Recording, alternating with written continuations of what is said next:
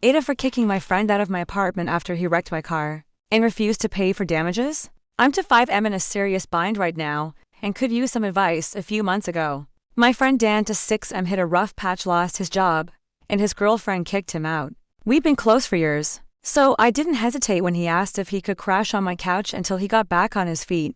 Dan moved in and at first things were okay. He was actively looking for work and helping out around the apartment. I was covering most of the bills, but I figured that's what friends do when one is down. I didn't expect anything in return, just that he'd get on his feet and pay me back in other ways, like covering groceries or taking me out once he got a job.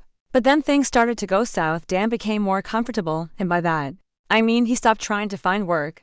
He'd spend all day on the couch playing video games, and anytime I asked him how the job search was going, he brushed me off with "I've got some leads" or "I'm waiting to hear back." Meanwhile, I'm covering rent, utilities, food, everything. The breaking point came last weekend. I had to work late, so I left my car keys on the kitchen counter. Dan doesn't have a car, and I made it clear when he moved in that he couldn't use mine. But when I got home that night, my car was gone. I called Dan, and he casually told me he'd taken it out to grab some drinks with friends. I was furious, but it got worse when he came back. My car was trashed, scratches along the side, a dent in the front bumper, and it reeked of cigarettes, which I don't even smoke. When I confronted Dan, he shrugged it off like it was no big deal. He said his friend knows a guy who can fix it for cheap and that I shouldn't worry. But when I asked him to pay for the damages, he flat out refused, saying he didn't have any money and that I was overreacting.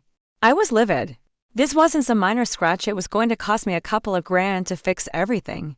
So, I told him to get out.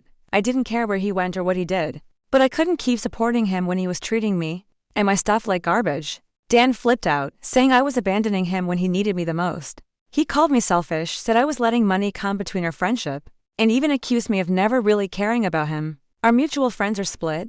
Some think I did the right thing by kicking him out, saying he was taking advantage of me. Others think I overreacted and should have given him more time to sort things out, especially since he didn't have anywhere else to go. Now I'm questioning if I was too harsh. Ada for kicking him out after he wrecked my car and refused to pay for it.